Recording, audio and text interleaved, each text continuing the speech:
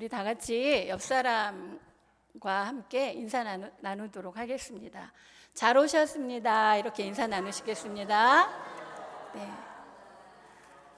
예, 우리 서로 은혜 받읍시다. 이렇게 인사하겠습니다. 서로 은혜 받읍시다. 예, 제가 은혜를 끼치려고 설교를 열심히 준비를 했습니다. 하다가 조금 미숙하거나 서투른 것이 있더라도 그냥 은혜로 받아들이시면 돼요. 그냥 저것도 진짜 은혜구나 이렇게 받아들이시면 처음부터 끝까지 은혜의 시간이 될 줄로 믿습니다. 자, 오늘 저희가 읽은 갈라디아서 오늘 그 설교의 제목은 성령의 사람입니다. 우리는 누구나 다 성령의 사람이 되고 싶어 하잖아요. 그렇죠?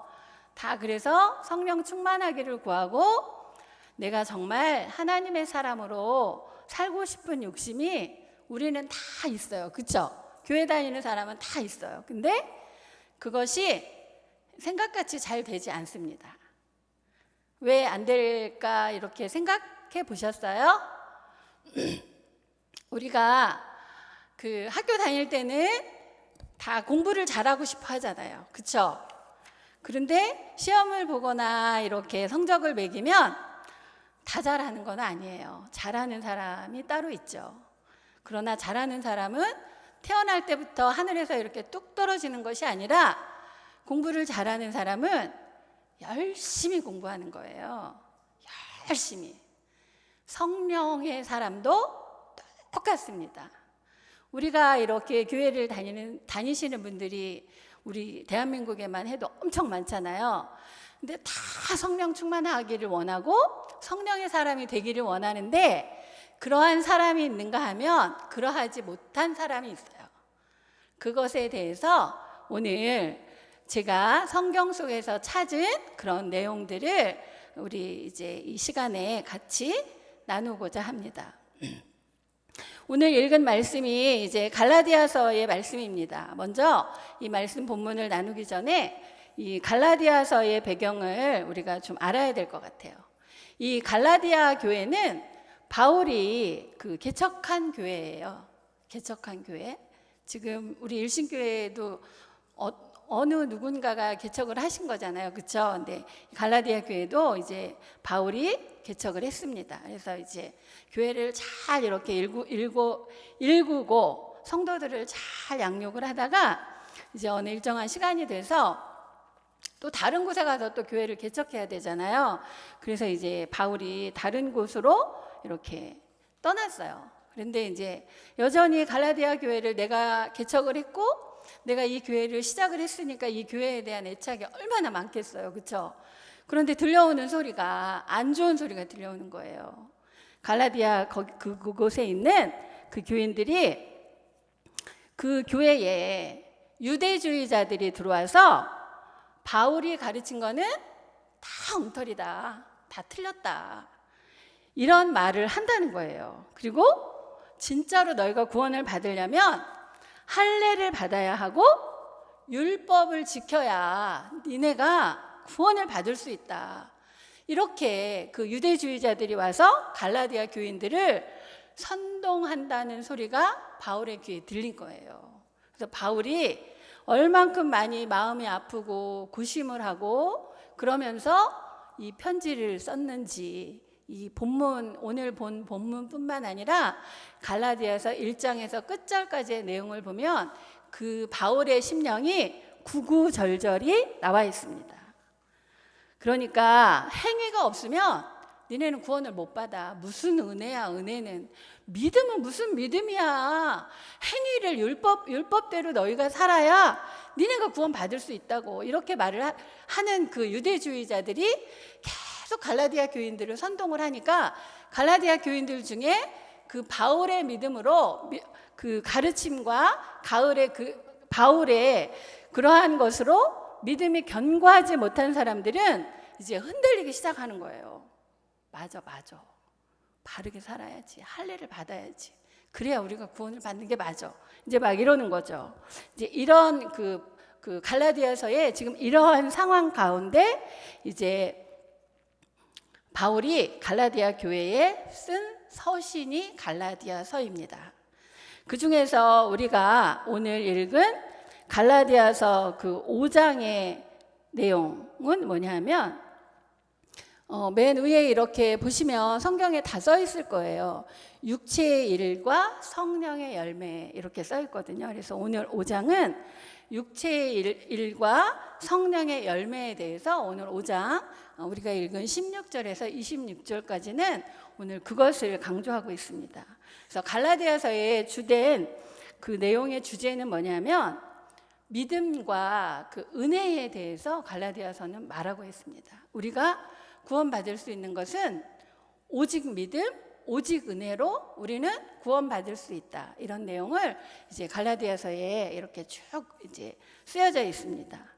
그러면 우리가 오늘 읽은 것 중에 설교의 제목도 성령의 사람이고 오늘 이제 성령의 열매에 대해서 이렇게 본문에 쭉 열거하고 있는데 성령의 열매의 특징이 어떤 것이 있을까요? 성령의 열매의 특징은 정말 처음부터 끝까지 성령의 열매는 인격적인 모습이라는 것입니다. 우리가 어떤 것을 흉내내거나 이렇게 어떤 탈을 쓰는 것이 아니라 그 사람의 인격 가운데 그것이 배어있지 않으면 나올 수 없는 그런 것들이 바로 성령의 열매라는 것이죠. 그리고 이 성령의 열매는 인격적일 뿐만 아니라 우리 교회 안에 있는 성도들과의 모든 관계를 원활하게 우리 성도들과의 관계를 좀 더 돈독하게 만드는 그런 것이기도 한 것이 성령의 열매인 것입니다. 갈라디아서 5장 19절에서 23절까지의 말씀을 보면 19절 먼저 보겠습니다. 다 같이 읽겠습니다. 한 목소리로. 육체의 일은 분명하니 곧 음행과 더러운 것과 호색과 우상 숭배와 주술과 원수 맺는 것과 분쟁과 시기와 분냄과 당 짓는 것과 분열함과 이단과 투기와 술 취함과 방탕함과 또 그와 같은 것들이라.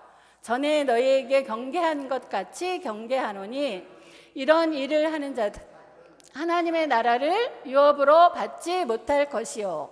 22절도 띄워주시기 바랍니다. 오직 성령의 열매는 사랑과 희락과 화평과 오래 참음과 자비와 양선과 충성과 온유와 절제니 이 같은 것을 금지할 법이 없느니라.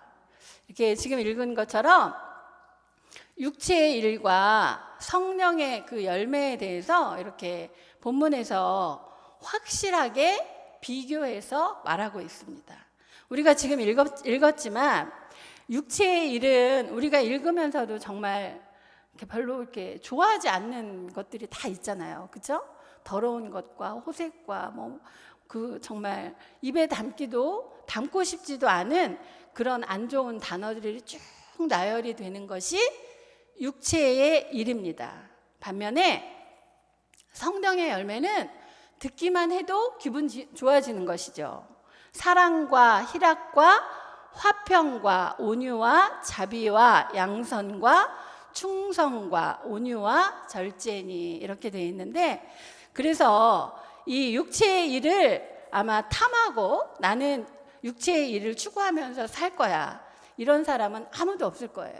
다 원하지 않는데 그런데 우리는 왜 성령의 열매보다 이 육체의 일 가운데 우리의 삶이 더 많이 젖어 있을까요?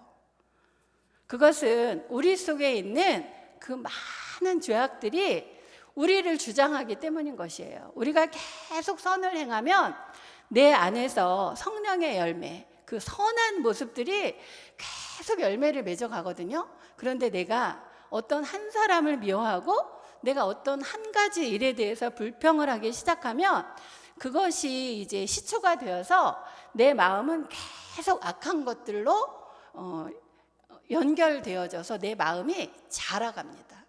그리고 내 삶이 그러한 것들로 계속 연결되어집니다. 반대로 성령의 열매, 성령에 관한 일들을 사모하고 내가 그러한 것들에 내 마음을 심고 내가 그러한 것을 사모하고 내가 그러한 것들을 실천하려고 노력하면 성령의 열매는 내가 사랑을 실천하려고 했는데 그 다음에 의가 이루어지고 화평이 이루어지고 온유가 이루어지고 또 절제가 이루어지는 이런 놀라운 일들이 계속 우리의 삶 가운데 일어나고 있어요. 그런데 우리가 이러한 삶을 잘 살지 못하는 이유가 무엇일까요? 그것은 악한 영들이 우리를 계속 미혹하는 거예요. 우리의 마음이 자꾸 이제 성령 쪽으로 기울이려고 하면 자꾸 우리를 꼬드기죠. 아이, 걔가 너 얼마나 자존심 상하게 했어. 미워해야지, 싸워야지, 가서 따져야지. 왜 바보같이 가만히 있어? 막 이러면서 우리를 계속 이렇게 충동질하는 거예요. 그런데 절대로 넘어가지 마시기 바랍니다. 다 아시잖아요, 그렇죠? 그런데 나도 모르게 어떤 상황 가운데 빠지면 나도 모르게 그것을 실천하고 있는 거예요. 그런 일들이 계속 반복되면 우리는 계속 육체의 일 가운데, 죄악 가운데 빠질 수밖에 없다는 것입니다. 우리 성령의 열매 9가지는 우리가 추구해야 하는, 그리고 우리가 끝까지 하나님 나라 갈 때까지 열심으로 우리가 실천해야 되는 것들입니다. 그래서 이 성령의 열매 9가지를 다 이렇게 그림으로 머리로 한번 그려보세요. 그러면 이것이 어떠한 모습일까요? 우리가 가장 사모하고 우리가 담기를 원하는 예수님의 모습이 이 성령의 열매 가운데 다 들어있습니다. 그래서 우리가 끝까지 추구하고 우리가 끝까지 따라가야 될 사람이 누구냐 하면 바로 예수 그리스도인 것입니다. 주변을 한번 이렇게 둘러보시기 바랍니다. 이 교회 안에도 그렇고 교회가 아닌 직장이나 아니면 또 어떤 가정에서도 보면 정말 믿음이 좋은 사람들이 있죠. 그런 사람들 보면은 어떻습니까? 저는 너무 멋있어 보이더라고요. 신앙도 좋고 믿음도 좋고 이런 사람 보면 하나같이 정말 멋있어요. 정말 젠틀하고 정말 닮고 싶고 왠지 좋고 왠지 가까이 하고 싶고 왠지 말 한마디라도 더 걸어보고 싶고 이런 모습이 바로 믿음이 좋은 사람들의 모습 아니겠어요? 아마 여기 계신 분들도 다 이렇게 그 말에 이렇게 긍정을 하리라 믿습니다. 그러니까 성령 충만한 사람 그리고 믿음이 좋은 사람은 주님의 인격을 닮은 사람이어야 합니다. 그러한 사람이 바로 믿음이 좋은 사람입니다. 그러나 성령의 열매와 또 우리가 이제 고린도 전서 후서에 이제 쭉 성령의 은사에 대해서 나와 있는데 성령의 열매와 성령의 은사는 정말 다양하죠. 그래서 이렇게 기도 한마디를 해서 병을 고치는 사람도 있고 귀신을 내쫓는 사람도 있고 또 어떤 이제 특별히 이렇게 방언에 또 은사를 받으셔서 방언으로 열심히 기도하시는 분이 있는가 하면 사람은 알아듣지도 못하는 그 방언 기도를 잘 이렇게 통역해 주시는 통변의 은사를 받으신 분도 있습니다. 그런가 하면 어떤 사람의 앞날을 그리고 어떤 교회의 어떤 단체의 앞날을 하나님의 마음과 하나님의 뜻으로 잘 예언하는 그런 놀라운 그 은사와 능력을 받으신 분들도 이 땅 가운데 많이 있습니다. 그런데 그러한 사람은 하나님께서 이렇게 세우신 거예요. 왜 세우셨냐면 믿음이 연약한 하나님의 백성들을 바르게 세우기를 원하실 뿐만 아니라 하나님의 교회를 든든히 세우기 위해서 하나님이 곳곳에 그러한 사람들을 세웁니다. 그러나 이런 기적과 이사, 병고침, 귀신을 내쫓는다든지 또 이런저런 특이한 은사를 가지고 행하는 사람을 다 하나님의 사람이라고 말할 수는 없습니다. 마귀도 사탄도 능력을 똑같이 행합니다. 근데 우리가 그거를 어떻게 우리가 분별할 수 있겠어요? 그렇죠? 마귀도 능력이 하나님하고 뭐 거의 이렇게 동등하다라고 본인도 얘기를 하고 실제로 그런 능력을 가지고 있어요. 그런데 한번 화폐 감별사의 얘기를 들은 적이 있습니다. 이제 가짜 화폐가 많잖아요, 위조 화폐가. 그런데 그 사람들이 이렇게 화폐를 감별하는 법을 익힐 때 그 사람들이 하는 방법이 뭐냐면 뭐 어떤 기계에 넣어서 이렇게 하고 뭘 이렇게 비춰보고 이런 방법도 있지만 정말 화폐를 이렇게 진짜와 가짜를 감별할 수 있는 사람들은 이렇게 화폐를 딱 이렇게 보면 안 돼요. 어떻게 하냐면 이 사람들은 계속해서 진짜 화폐만 보는 거예요. 많은 시간 동안 계속해서 진짜 화폐만을 보면 가짜 화폐를 딱 보면 안 돼요. 너무 신기하지 않으세요? 저는 그 얘기를 들을 때 맞다, 저게 맞다 이런 생각을 한 적이 있어요. 왜냐하면 저는 어렸을 때부터 이렇게 교회를 열심히 다녔습니다. 그런데 교회 다니는 사람을 사회 속에서 많이 봤죠. 많이 봤는데 지금 뭐 이단도 많고 뭐 이제 교회를 다닌다 하지만 정말 이상한 사람들이 많이 있잖아요. 그런데 저는 어려서부터 이렇게 교회 안에서 계속 교회 사람들을 봐서 그런지 어디 가서 어떤 교육을 딱 받지 않고 뭐를 이렇게 하지 않아도 이렇게 사람을 몇 번 보면 대충 이렇게 감이 와요. 저 사람은 진짜 크리스찬이구나. 저 사람은 진짜 교회 다니는 사람이구나. 그런 하나님이 저에게 그런 그 은혜를 주신 것 같아요. 근데 제가 그 화폐 감별사 그 얘기를 듣는데 제가 이렇게 딱 동의를 하겠더라고요. 바로 저거다. 마찬가지로 우리가 이 성령의 역사 또 성령의 열매 그리고 성령의 일을 이렇게 이제 하는 사람들을 우리가 분별할 수 있는 방법은 하나님의 사람을 계속 잘 주시하고 하나님의 사람을 가까이 하면 그것이 가짜인지 진짜인지 바로 알 수 있다는 것입니다.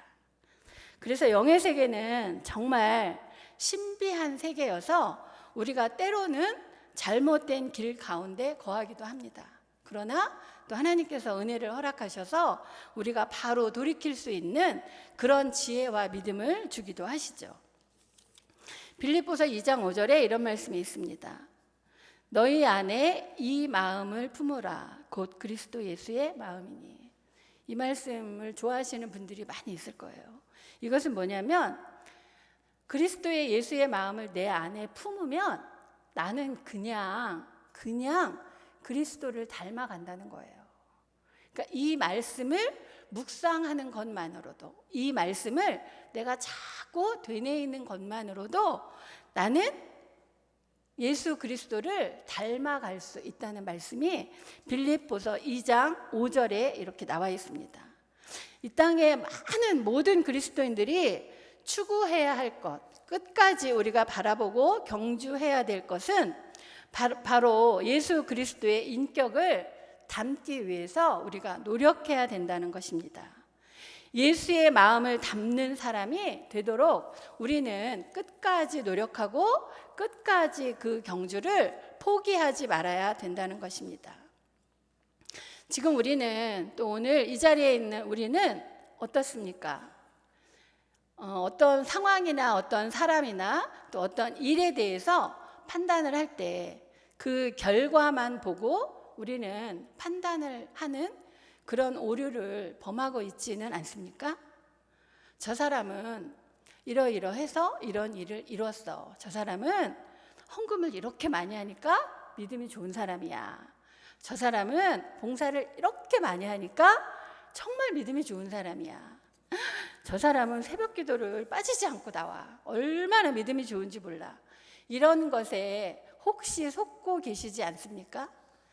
그러한 것들은 우리가 성령에 충만할 때, 우리가 성령의 길을 쫓아갈 때 그냥 따라오는 부수적인 것입니다. 우리가 헌금의 척도로 그 사람의 믿음을 평가해도 안 되고 우리가 그 교회에서 봉사하는 것을 기준으로 어떤 사람을 판단하고 정죄해서도 안 됩니다. 마찬가지로 예배에 나오는 횟수가 많은 것을 기준으로 그 사람을 판단을 해서도 안 됩니다. 정말 우리가 판단을 해야 될 것은 우리 그 사람의 그 사람의 내면에 얼마나 많은 성령의 열매를 맺고 있는가. 그러나 이 성령의 열매는 그렇게 눈에 바로 드러나지 않아요. 그 사람과 깊은 관계를 맺고 그 사람과 많은 관계 속에서 시간을 보낼 때 우리가 느낄 수 있는 것입니다. 그래서 오늘 갈라디아서의 말씀에 육체의 일과 성령의 열매에 대해서 이렇게 말하고 있는데, 우리는 물론 육체의 일을 쫓지 않기 위해서 노력을 해야 될 뿐만 아니라 우리가 오늘 그 본문에 열거한 것처럼 성령의 열매, 그것이 내 안에 얼만큼 잘 작동하고 있는가, 내가 성령의 열매를 얼만큼 많이 품은 사람인가를 거울에 비추면서 자신을 한번 돌아봤으면 좋겠습니다. 성령의 열매는 좀 전에 말씀드린 것처럼 예수님의 성품을 닮아가는 것입니다. 예수님의 인격을 닮아가는 것, 그것이 성령의 열매입니다. 이것이 가장 귀할 뿐만 아니라 이것이 정말 진짜인 것입니다. 성령의 열매는 정말 인격적이어서 예수님의 인격을 닮아갈 뿐만 아니라 내가 예수님의 인격을 담고 있으면 내 주변에 있는 사람들이 나로 인해서 그 사람들이 예수님의 사람으로 변화되어지기 시작합니다. 우리 모두는 내 배우자가, 또 내 자녀가, 또 직장에서는 내 상사가, 내 부하가, 내 동료가 왜 이렇게 나를 괴롭히고 나는 저 사람을 전도해야 되는데 왜 교회를 안 나가? 그리고 내가 하는 말을 왜 안 들어? 이런 그 마음의 무거운 짐, 그러한 의구심들을 누구나 다 갖고 있을 줄 압니다. 그러나 우리가 그들을 하나님께로 인도하는 것은 그들에게, 내가 그 사람에게 밥을 한번 사주고 용돈을 좀 더 많이 주고 내가 그 사람이 좋아하는 것을 이렇게 선행을 함으로 해서 그 사람의 마음이 달라지는 것이 아니라 내가 하나님의 사람의 성품을 가지고 살아갈 때 내가 전도하고 싶은 그 사람에게 밥 한 번을 못 사주고 내가 풍부한 용돈을 주지 못하고 내가 그 사람에게 그 사람이 원하는 것을 해주지 못할지라도 내가 하나님의 그 성품과 하나님의 마음과 하나님의 모습을 가지고 살아가면 내가 전도하고자 하는 그 어떤 사람은 저절로 교회로 따라옵니다. 그리고 그것이 진짜 전도인 것입니다. 아마 여기에 계신 모든 분들은 다 있으실 거예요. 내가 전도하고 싶은 사람, 그렇죠? 그리고 교회는 나올지라도 내가 저 사람이 정말 하나님의 사람으로 속 사람이 변화되었으면 좋겠다라고 생각하는 사람들이 누구나 다 있을 것입니다. 그러면 이제 오늘부터 한번 실천해 보시기 바랍니다. 어렵거나 힘들거나 또 나는 그거 어떻게 해야 되는지 잘 몰라 라고 생각하면서 포기하고 중도하차하지 마시고 기도하면서 계속 물어보세요. 하나님, 나 정말 성령의 열매를 많이 맺고 싶어요. 그래서 정말 세상 사람들이 나를 보면 저 사람은 진짜 예수 믿는 사람이야. 저 이 소리 듣고 싶어요. 이렇게 살고 싶다고 하나님 앞에 계속 때를 쓰며 매달리면 하나님께서 우리 각자에게 맞는 지혜를 주실 것입니다. 그리고 우리 각자에게 맞는 하나님의 환경을 열어주실 것입니다. 그리고 우리 각자에게 맞는 믿음과 또 방법을 하나님께서 알려주실 것입니다. 자, 오늘 5장 25절에서 26절까지의 말씀을 보겠습니다. 본문 5장 25절에서 26절의 말씀, 네, 집사님 해주세요. 우리 다 같이 읽도록 하겠습니다. 만일 우리가 성령으로 살면 또한 성령으로 행할지니 헛된 영광을 구하여 서로 노엽게 하거나 서로 투기하지 말지니라. 이거는 또 아까하고는 또 말이 다르죠? 우리가 성령으로 살면 성령으로 행해야 된다. 우리가 성령으로 살면서 옆에 사람을 화나게 하거나 옆에 사람을 투기하면 안 된다라고 말하고 있습니다. 성령의 사람은 정말 어떤 사람이냐면 정말 상식적인 사람입니다. 우리가 가끔은 그러잖아요. 말하다 안 통하면 저 사람은 말이 안 통해. 상식이 없어. 정말 상식이 없는 사람, 상식 이하의 사람이야. 이런 말 많이 하죠. 성령의 사람은 정말 상식적인 사람인 것을 우리 모두는 다 압니다. 그리고 또 성령의 사람은 그 누구에게도 무례하게 행치 않습니다. 무례하게 행치 않을 뿐만 아니라 무례하지 않으려고 노력하는 사람입니다. 그리고 또 성령의 사람은 함부로 남을 괴롭히고 남을 비방하고 남을 향해 수군수군 거리지 않습니다. 여러분 어떻습니까? 정말 내 모습이 나는 남을 정말 괴롭히지 않으려고 노력하고 있는지, 나 아닌 다른 어떤 사람의 모습을 보면서 나와 생각이 같은 사람과 수군수군 거리지 않는지 이 시간 한번 돌아보시기를 바랍니다. 또 성령의 사람은 정말 그 인격의 사람입니다. 누가 보아도 정말 저 사람 멋있어. 저 사람 정말 신사야. 이런 말이 나올 수밖에 없는 사람이 성령의 사람이라는 것입니다. 아까 말씀드린 것처럼 또 성령의 사람은 상식이 통하는 사람이 성령의 사람입니다.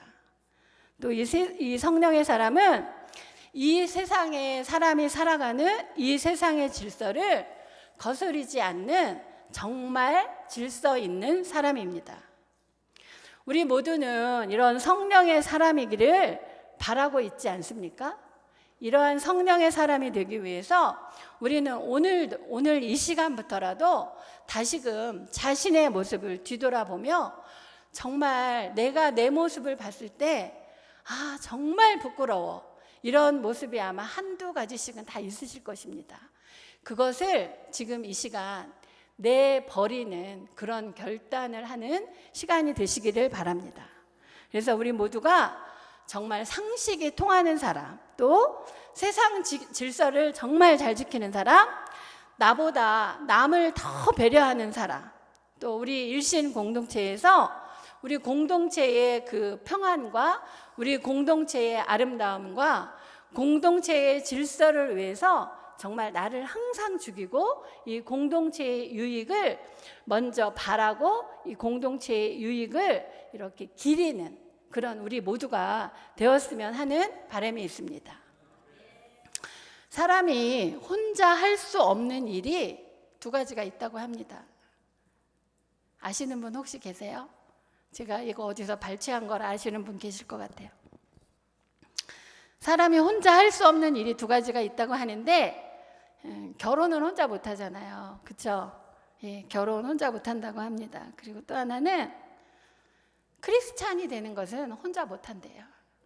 우리 사도신경에 보면 있죠. 성도가 서로 교제하는 것과, 그렇죠? 하나님이 정말 기뻐하시는 게 뭐냐면 성도가 서로 교제하는 거예요. 그래서 크리스찬은 정말 참 믿음의 사람은, 그리고 우리가 예수님을 닮기 원하는 사람은 혼자 될 수가 없어요. 나의 부족함을 상대가 채워주고, 상대의 부족함을 내가 채워주고, 내가 힘들고 어렵고 넘어졌을 때 상대가 나를 일으켜 세워주고, 또 저 사람이 넘어졌을 때 내가 그 사람을 붙들어 줄 수 있는 이렇게 아름다운 공동체를 하나님이 만드셨어요. 그래서 이곳에 하나님께서 이렇게 우리 교회는 외형도 너무 아름답잖아요. 저 이렇게 이제 낮에 교회 왔다 갔다 하면서 이쪽 관광 오시는 분들 많이 만나요. 그러면은 사람들이 이렇게 지나가면서 저 앞쪽에 주차장 쪽에 그 석조 그 정면뿐만 아니라 여기 옆쪽에 이제 우리 그 담장 넝쿨 쭉 있잖아요. 너무 예쁘대요, 사람들이. 그러면서 하는 말이 사진 찍어도 돼요, 이래요.